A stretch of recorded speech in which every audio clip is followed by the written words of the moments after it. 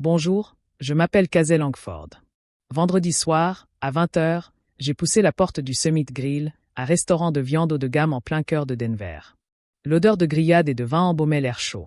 J'étais volontairement en retard, une quinzaine de minutes, juste assez pour bien observer la scène. La table familiale était presque prête. Ma mère m'a souri gentiment et m'a fait signe de la main. Voilà, tu es là. Assieds-toi.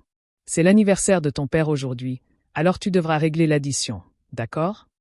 On est de la famille. Mon père a acquiescé d'un signe de tête, sans ajouter un mot. Mon petit frère a souri. Voilà, comme d'habitude. Sur la table, l'addition trônait à côté d'une bouteille de vin rouge onéreuse déjà bien entamée, accompagnée de plusieurs steaks de qualité et d'amuse-gueules raffinés. Le total s'élevait à près de $5 000, une somme non négligeable pour un simple dîner de famille. Je me suis assise et j'ai souri poliment, mais je savais déjà que ce n'était pas une invitation à faire la fête. C'était un piège bien connu. Silencieusement, j'ouvris l'application de réservation sur mon téléphone et appuyai sur le bouton pour appeler le gérant. Quelques secondes plus tard, il apparut, hocha la tête d'un air professionnel et demanda poliment. « Tout va bien, madame ?» Le visage de ma mère se figea. Mon père fronça les sourcils. Mes frères cessèrent de mâcher. Ils ne comprenaient pas encore ce qui se passait, mais moi, je le comprenais parfaitement.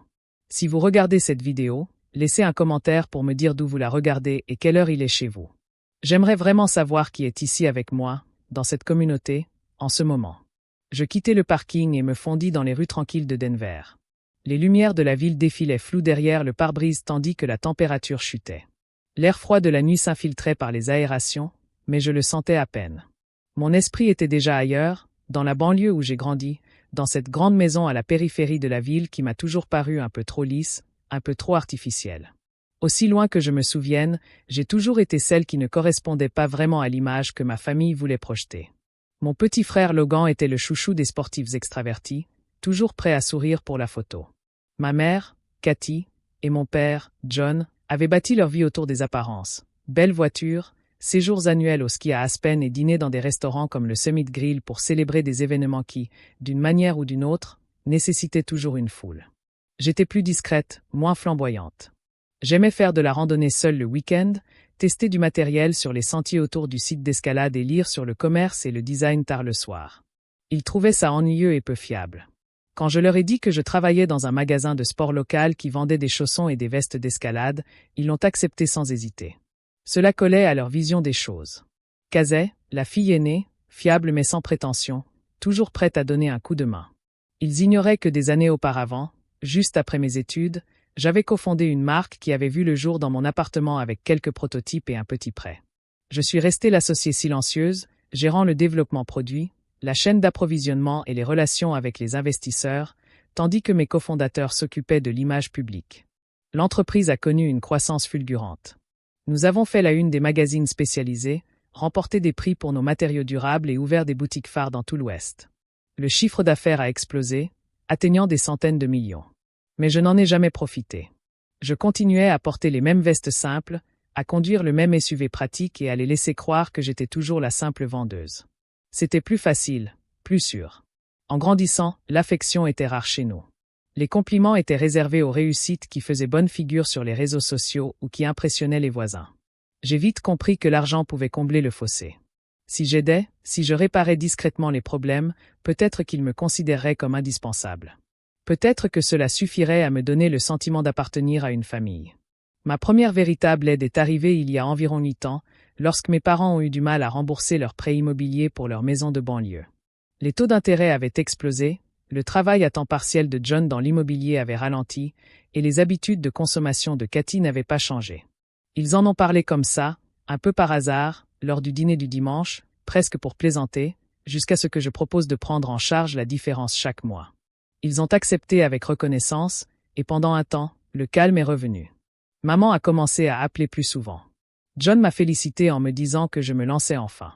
Puis ce fut le tour des cartes de crédit de Cathy. Elle avait un faible pour les marques de luxe et les week-ends spa qui lui donnaient l'impression d'être encore la femme dynamique qu'elle était à 30 ans.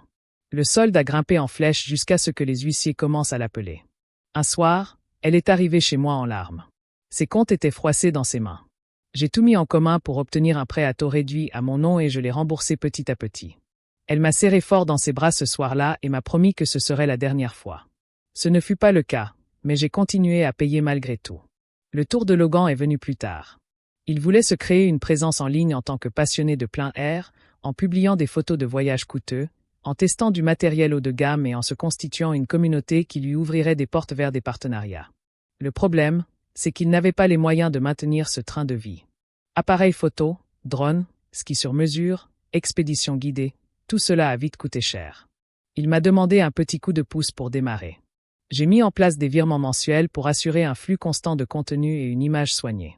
En échange, il m'envoyait de temps en temps un message de remerciement et m'invitait une fois à un voyage, même si je déclinais. À chaque fois que je l'aidais, je me disais que c'était temporaire, qu'un jour ils apprécieraient de me voir autrement.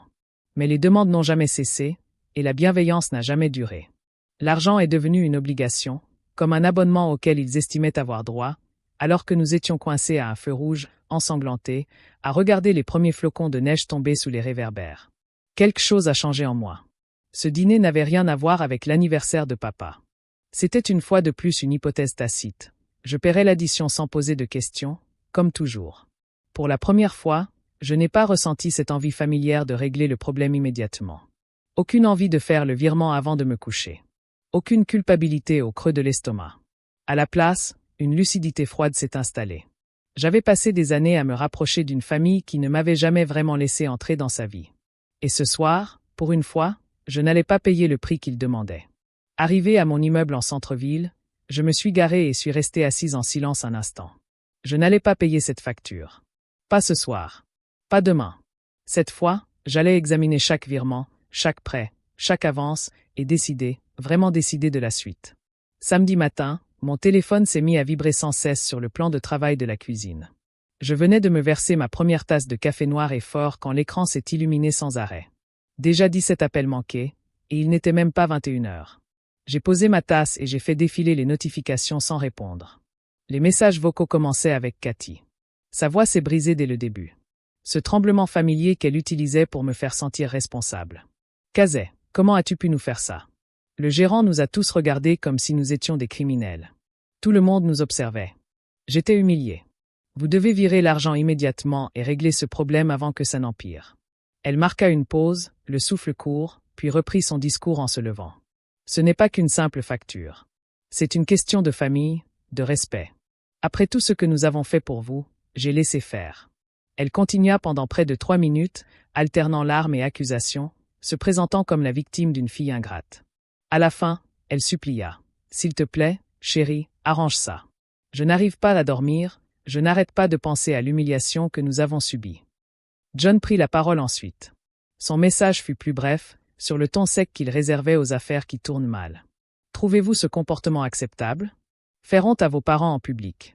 Il faut qu'on parle. Rappelle-moi. Puis, quelques minutes plus tard, un autre message de Cathy est arrivé. J'ai pleuré toute la nuit.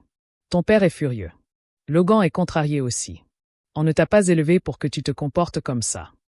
J'ai alors commencé à lui envoyer des SMS. Logan en avait envoyé toute une série pendant la nuit. Le premier était décontracté, presque une blague. Serious man, Masoer. Tu vas vraiment nous laisser tomber comme ça? Les suivants étaient sombres. Pas cool. Tout le monde à table nous fixait. Tu as fait pleurer maman dans la voiture. Puis une capture d'écran de sa story Instagram. Fond noir, texte blanc au milieu. Certaines personnes ne supportent pas de voir les autres s'épanouir et profiter de la vie. En dessous, un discret emoji de cœur brisé. J'ai tout de suite compris le schéma. C'était suffisamment indirect pour permettre un déni raisonnable. Aucun n'en était mentionné, mais assez clair pour que nos abonnés communs fassent le lien. La légende le présentait comme le plus mature, surmontant sa jalousie, et inversait les rôles pour que je devienne la petite peste qui freinait tout le monde. D'autres SMS de sa part ont suivi. Tu sais, on compte sur toi pour. Des choses comme ça. Ça ne te fait ni chaud ni froid. Assise au comptoir, mon café refroidissant à côté de moi, j'écoutais le reste des messages vocaux, un par un.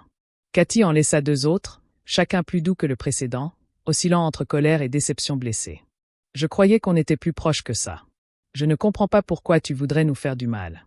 John rappela, mais ne laissa pas de message. Logan envoya un dernier texto. Maman est vraiment bouleversée. Répare ça. Le poids de tout ça pesait sur moi. Pas vraiment de la culpabilité, mais cette vieille pression savamment orchestrée pour me remettre dans le rang. Il ne demandait pas. Il menait une campagne concertée pour faire passer le refus pour de la cruauté. Cathy avec ses larmes et ses supplications. John avec son autorité tranquille, Logan avec l'humiliation publique qui me faisait paraître insignifiante et jalouse. J'ai tout enregistré, l'historique avant que tout ne disparaisse. Les horodatages des appels et des textos, les transcriptions complètes des messages vocaux, non par paranoïa, mais par habitude. Des années d'échanges silencieux m'avaient appris ça. Je devais tout documenter, même si je n'aurais jamais cru en avoir besoin. La manipulation était classique. En présentant la soirée comme une trahison de ma part plutôt que comme une supposition de leur part, ils ont inversé les rôles. Soudain, le problème n'était plus qu'ils s'attendaient à ce que je prenne en charge une fête coûteuse sans en discuter. C'était que j'avais manqué à une obligation tacite qui les avait blessés. J'ai ressenti cette attirance familière, cette réaction conditionnée à apaiser les tensions, à rétablir la paix en cédant. Mais cette fois, l'effet a été différent. La lucidité de la veille était intacte. Au contraire, le déluge de messages l'avait aiguisé. Je n'ai répondu à aucun d'eux. Aucune explication, aucune défense, aucune assurance, juste le silence. J'ai plutôt ouvert une nouvelle note sur mon téléphone et j'ai commencé à noter les horodatages et les résumés, méthodiquement et calmement. Quoi qu'il arrive, je gérais la situation à ma façon, avec les faits en main. Le téléphone a vibré à nouveau. Un autre message vocal de Cathy, mais je l'ai laissé enregistrer. Le café était froid, mais je l'ai bu quand même. Lundi matin, j'ai pris la voiture pour me rendre au siège social de l'entreprise en plein centre-ville de Denver. L'immeuble se détachait sur le fond de verre des montagnes, reflétant les premiers rayons du soleil, tandis que je me garais dans le parking souterrain. Dans l'ascenseur, des employés me saluaient d'un signe de tête, certains m'appelant Madame Langford, d'autres par mon prénom. Je restais fidèle à mes habitudes, mon café noir habituel, commandé à la cuisine. Un rapide coup d'œil à mes emails de la nuit avant de m'installer dans mon bureau d'angle, au dernier étage. J'avais rendez-vous avec Gloria Reynolds, mon avocate, avant tout. Elle était à mes côtés depuis les débuts, quand la marque n'était encore qu'un gribouillage sur papier et un entrepôt encombré. Gloria s'occupait des contrats, des partenariats, des droits de propriété intellectuelle, de tout ce qui exigeait précision et clairvoyance. Aujourd'hui, cependant, l'ordre du jour était personnel. Elle arriva ponctuellement, habillée, sa tablette tactile habituelle à la main. Nous échangeâmes quelques mots et je fermai la porte par précaution. J'avais besoin d'une refonte complète de mes finances personnelles. Je lui expliquai que j'arrivais avec un dossier sur mon bureau, contenant mes relevés bancaires imprimés et mes identifiants. Plus précisément, tout ce qui concernait les transferts de fonds de ma famille. Prêts, comptes joints, absolument tout. Gloria haussa un sourcil, mais je n'avais pas encore posé la question. Elle ouvrit sa tablette et commença à consulter des relevés via des portails sécurisés que j'avais déjà autorisés. Nous avons travaillé en silence pendant un moment, seulement troublés par le bruit occasionnel de l'écran et le bourdonnement de la ville en contrebas. Nous avons d'abord passé en revue les virements réguliers que j'avais effectués au fil des ans. Les chiffres correspondaient au montant mensuel habituel envoyé pour couvrir les déficits, ainsi qu'à des paiements ponctuels plus importants pour les urgences. Les voir présentés chronologiquement confirmaient une tendance indiscutable, une augmentation constante, rarement remise en question. Puis nous sommes passés au bien commun. La maison de banlieue était toujours au nom de mes parents, mais j'y avais suffisamment contribué au fil du temps pour avoir une part significative, au cas où. Des comptes de crédit indirectement liés par des regroupements antérieurs affichaient des soldes impayés que je croyais clôturés. Gloria s'arrêta sur une entrée et zooma. C'est étrange. Elle tourna la tablette vers moi. Il s'agissait d'une ligne de crédit hypothécaire, une éloque ouverte il y a 18 mois sur la propriété de banlieue. Le montant approuvé était de 1 600 000 $. Les retraits avaient été progressifs. Mais de manière constante, pour un total de près d'un demi-million de dollars d'avance de fonds ces derniers mois. Mon nom figurait comme cotitulaire de licence, accompagné de ce qui semblait être ma signature scannée sur les formulaires numériques. La date d'approbation coïncidait avec une semaine où j'étais à Seattle pour le lancement d'un produit. Il m'était impossible d'avoir signé en personne. Je me suis penché en avant, l'estomac noué. Je n'avais jamais fait cette demande. Je n'avais jamais approuvé de nouvelles lignes de crédit. Gloria hochait déjà lentement la tête, comparant les dates et les adresses IP à partir des métadonnées de la banque. La demande avait été soumise en ligne à partir d'une trace IP remontant jusqu'au domicile de vos parents.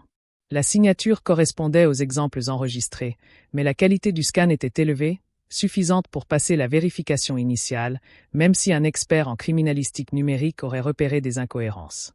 Elle expliqua calmement. Selon la loi fédérale et celle du Colorado, la falsification de la signature d'un coemprunteur sur un prêt garanti constitue une usurpation d'identité et une fraude bancaire. Si des poursuites pénales étaient engagées, les sanctions seraient lourdes, accusations de crime, dommages et intérêts, voire peine de prison selon le montant. Civilement, la banque pouvait exiger le remboursement immédiat de la totalité du solde ou saisir les biens en cas de retard de paiement.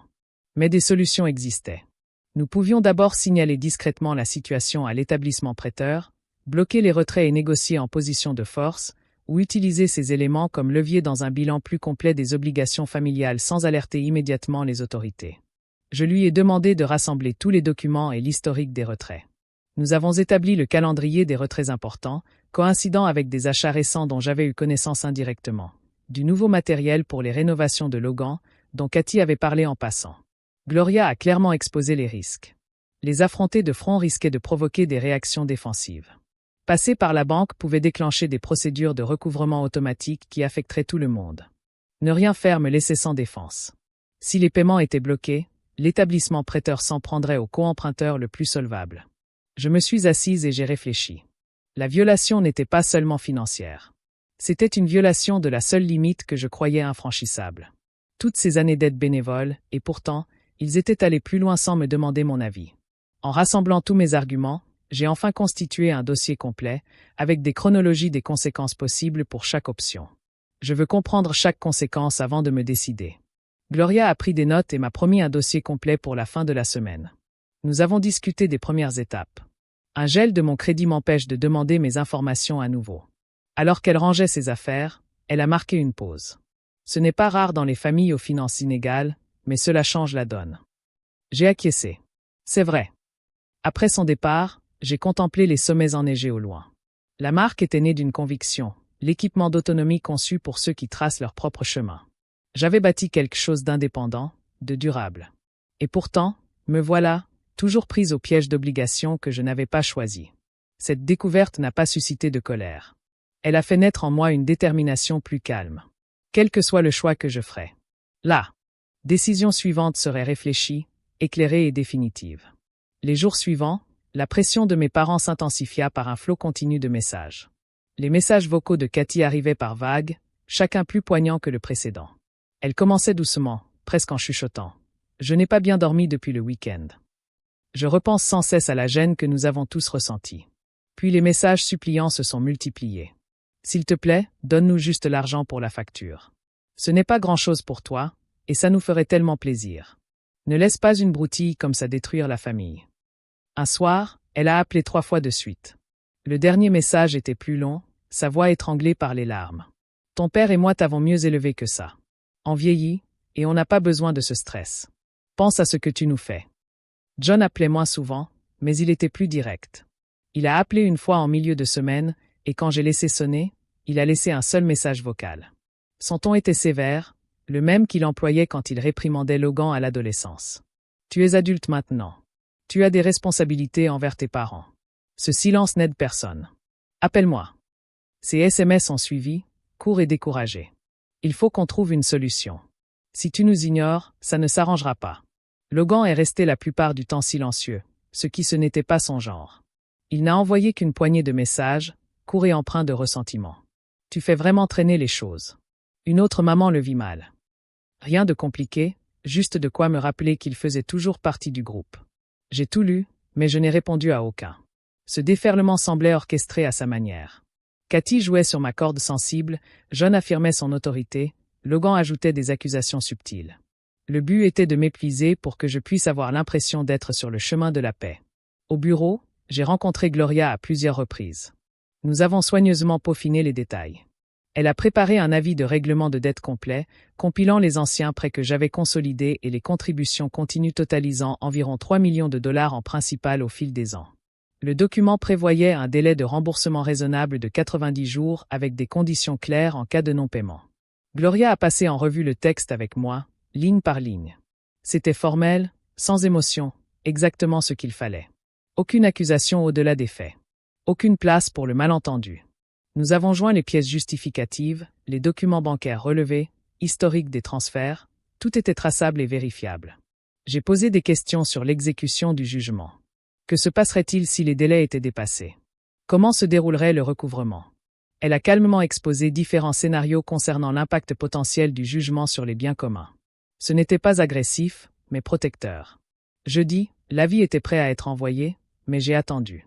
Cette confrontation écrite me semblait définitive, irrévocable. J'avais besoin de voir leur réaction en personne pour évaluer s'ils étaient réellement responsables.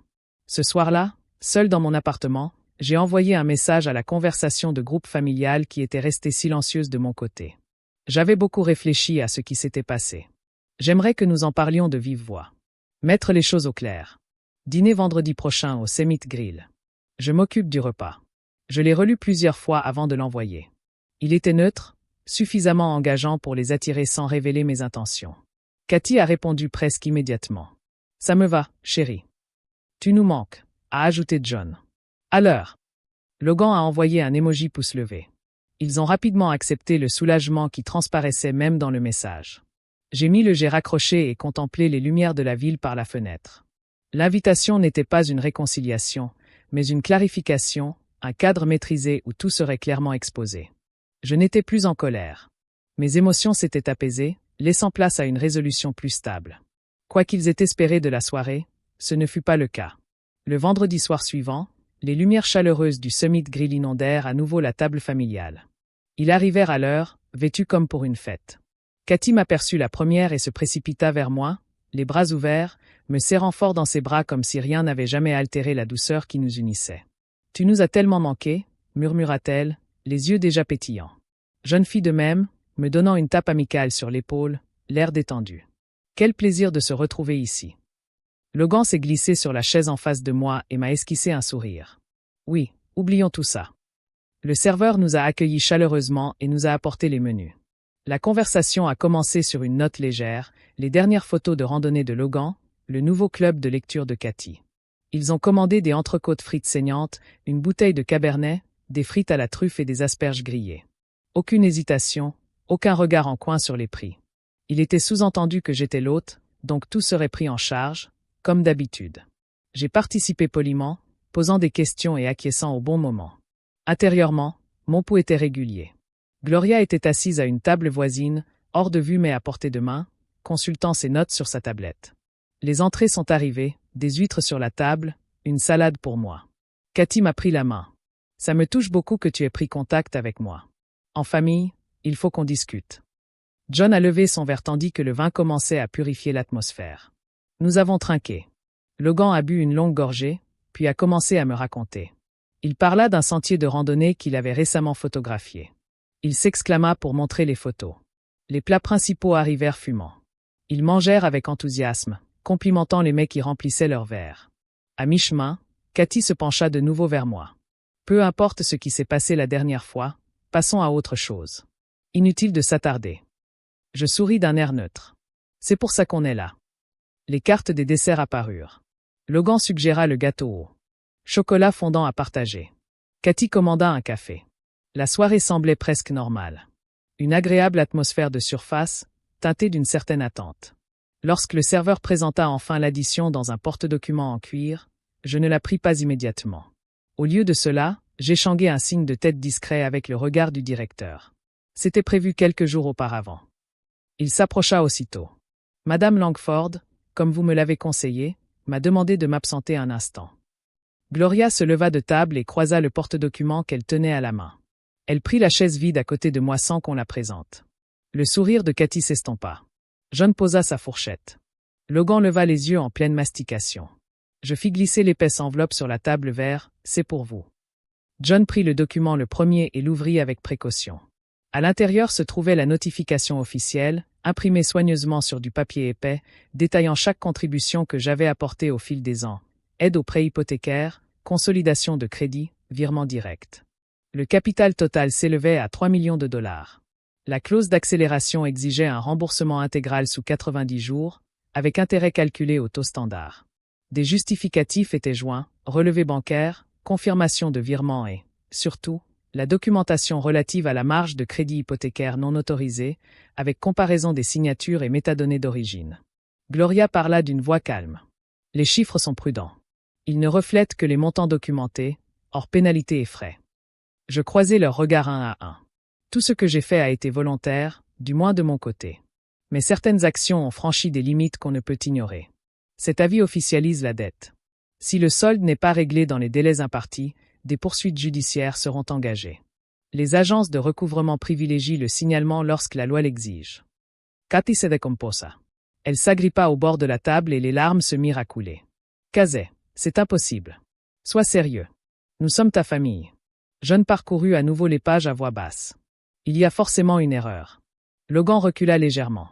C'est à toi de faire ça. Pendant le dîner, je gardai mon ton. Oui, car toutes les autres tentatives de discussion s'étaient transformées en demandes supplémentaires. Cette discussion est claire, écrite et définitive. Gloria ajouta des détails au fur et à mesure. Option de remboursement, conséquence du non-paiement, conséquence d'une fraude si la situation s'aggravait. Elle resta factuelle. Aucune interprétation critique dans sa présentation. Katy se mit à pleurer ouvertement et s'essuya les yeux avec une serviette. Comment peux-tu être aussi insensible? Après tout ce que nous avons vécu ensemble, tenta de raisonner John. Nous pouvons régler ça en privé.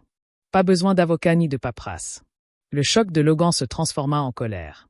C'est de la folie. Tu nous punis pour une mauvaise soirée. Je ne haussai pas le ton. Ce n'est pas une punition. C'est une question de responsabilité. J'ai trop longtemps entretenu ce comportement. Ça s'arrête ce soir. Le silence retomba sur la table, hormis les sanglots étouffés de Katy. Les autres invités gît et jetaient un coup d'œil discret, mais l'atmosphère du restaurant l'a absorbé plus que toute autre chose. Gloria a fermé son dossier. Vous devriez consulter votre propre avocat. Tout contact ultérieur devra passer par mon cabinet. J'ai indiqué que l'addition serait divisée, ma part seulement. Le serveur s'en est occupé rapidement. Alors que nous nous levions pour partir, Katy a de nouveau tendu la main vers moi, mais j'ai reculé d'un pas. John semblait choqué, Logan furieux, mais silencieux. Dehors, l'alpiniste se sentait plus affûté. Ils ont rejoint leur voiture ensemble. J'ai attendu Gloria. Personne n'a rien dit pendant qu'ils s'éloignaient. Environ 8 mois plus tard, l'avis de saisie définitive de la banque est parvenu à mes parents. La procédure avait progressé lentement, comme l'exigeait la loi du Colorado. Les retards de paiement concernant l'hélicoptère s'étaient d'abord accumulés, déclenchant des alertes de défaut de paiement. Les tentatives de négociation d'un refinancement ont. Tout s'est effondré lorsque les vérifications de crédit ont révélé les soldes impayés liés à l'avis que j'avais envoyé. Des lettres de recouvrement ont suivi, puis des mises en demeure officielles. Katy et John ont tenté de vendre discrètement certains biens, une seconde voiture, des bijoux, mais cela n'a pas suffi. La banque a engagé des poursuites judiciaires, malgré des séances de médiation obligatoires, ils n'ont pas réussi à éviter la saisie immobilière ordonnée par le tribunal concernant leur maison de banlieue. Le jour du déménagement est arrivé un matin gris de printemps. Je l'ai appris indirectement, par le biais des archives publiques, et non par eux. Ils ont emménagé dans un modeste appartement de 2 chambres, dans un quartier moins cher, l'un de ces immeubles aux murs fins avec une buanderie commune. Plus de grands jardins. Plus de réunions de voisinage. Les achats compulsifs de Katy ont cessé. Les budgets se sont réduits à l'essentiel. John a accepté un poste de consultant à temps partiel, chose qu'il n'avait pas faite depuis des années. La fierté qu'il tirait de sa retraite s'est évaporée du jour au lendemain. La présence en ligne de Logan s'est détériorée plus lentement. Sans voyage régulier ni nouveau matériel, ses publications sont devenues sporadiques. Ses abonnés ont remarqué le changement, moins de photos professionnelles, davantage de contenu recyclé. Les demandes de sponsoring se sont raréfiées. Les marques se sont tournées vers des créateurs plus constants. Son compte, autrefois influx, s'est stabilisé puis a décliné. L'image de liberté et d'insouciance qu'il avait construite ne correspondait plus à la réalité. Je suis resté informé par l'intermédiaire de Gloria. Le recouvrement a été mené efficacement. Des jugements ont été rendus pour les dettes impayées et exécutés autant que possible. Les actifs vendus aux enchères ont permis de couvrir une partie des créances. Le reste est demeuré recouvrable. Grâce aux fonds légalement récupérés, j'en ai consacré une part importante à la création d'un petit fonds destiné aux femmes d'entrepreneurs du Colorado. L'objectif était de soutenir celles qui partaient de zéro, des mères célibataires reprenant une activité, des immigrés lançant une nouvelle aventure, toutes celles qui, comme moi, avaient osé entreprendre. Les aides couvraient le mentorat, le stock initial et la création d'un site web. Ce n'était pas une œuvre caritative à mon nom, mais un soutien concret et anonyme. Je n'ai plus jamais eu de leurs nouvelles. Au début, Katy m'a laissé des messages vocaux pour proposer une rencontre, et John a suggéré que nous discutions entre adultes. J'ai même reçu une lettre de Logan disant « Je te pardonne le stress causé par un rendez-vous manqué. » Je les ai laissés partir. Numerous blockades. Plus aucune réponse à leurs tentatives de contact. Les anniversaires sont passés sans être célébrés. Le silence s'est peu à peu transformé en espace. De l'air pour respirer. Du temps pour planifier des voyages plus lointains. Le week-end, j'ai commencé à accepter les invitations d'amis qui avaient toujours été là, mais jamais au centre de ma vie. De nouveaux horizons se sont ouverts, sans le poids ancien des attentes. La ville s'étendait en contrebas, ses lumières vacillant à l'approche du crépuscule. J'ai compris que la famille ne se définit pas uniquement par le sang. Les relations authentiques exigent un respect mutuel. Mettre des limites n'est pas une cruauté, c'est parfois la frontière la plus saine que l'on puisse tracer. Les relations sincères se construisent par choix, non par obligation. Et cette distance, longtemps absente, est devenue un acte de paix.